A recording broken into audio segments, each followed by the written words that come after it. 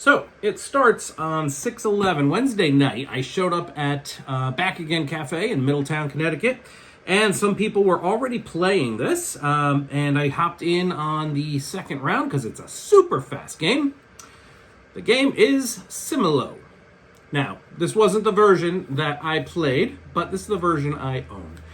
Similo is a super simple filler game. It's a deck of cards. They have 5 or 10 different versions of it. Each of them is just a deck of cards, and they all have pictures on them.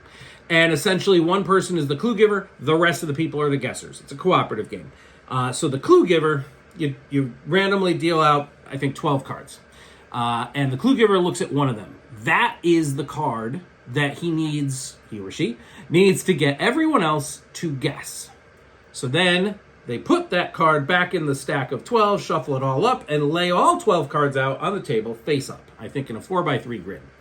From there, the clue giver draws another hand of cards, another 5, and from the 5 cards in the hand, they choose one to place face up next to the laid out 12 cards. And essentially it's a clue. Something in the picture of the card that they put on the table matches the card that you want them to guess. But basically what's happening is each round the players are removing some number of cards. So what the clue is to say, let's say it's a super simple thing, like the background of the card that I'm placing out is green, and the card that I want them to ultimately guess has a green background. So what the players are going to do is look and say, if they picked up the fact that the clue was about the background color, because it might be about the foreground, the person, the creature, whatever. There's all different kinds of pictures.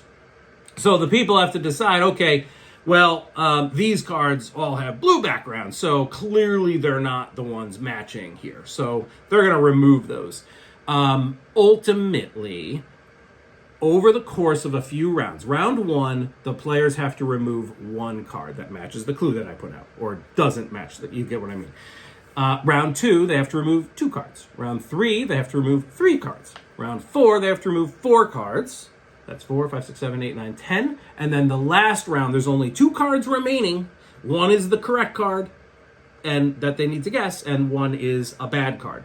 They need to remove that last card. And that's it. So after each round, the clue giver draws another card into their hand of 5, so they always have a choice of which cards to draw and which cards to place out. If you're familiar with games like Mysterium, Dixit, there was that other one that was like the sequel, Obscurio. This has that same vibe. It's just a picture on all these cards. Now, the versions that are out there, they have fables, animals, mythology. The one I have is board games. And this is a key point. I think in order for this game to really work, you need to have one of the themed decks that almost everyone at the table has good familiarity with. I have one here for board games. I won't play this because most people in my group are casual gamers, even ones that are more accomplished gamers. They still don't know the designer of most of the games. They don't know the artist for most of the games. So if I put out a card that represents the game Carcassonne, and on the table is a smattering of cards representing games spanning from everything from Catan to Fromage to Master of Orion, and if I put one out and my clue is essentially that they're from the same designer, or they both have area control mechanics, or they are of the designer or the artist, Beth Sobel. Like, most people aren't going to know those things. So I don't think this is a good example. I got this at Essen in 22, Spiel Essen. I think they were just giving them out as like promos. I think a good deck would be something like the Fables, where everyone has familiarity with Hook and Peter Pan and stuff like that. Or Animals, where everyone understands what zebras and lemurs and, fun exotic animals are. Where you can find those similarities, like they might both have fur, they might both have scales, they might be brown, they might be aquatic-based animals, right? Like, those are the kinds of clues that you want to be able to put out. So anyway, it is a super approachable filler game. It only takes like 5 minutes to play.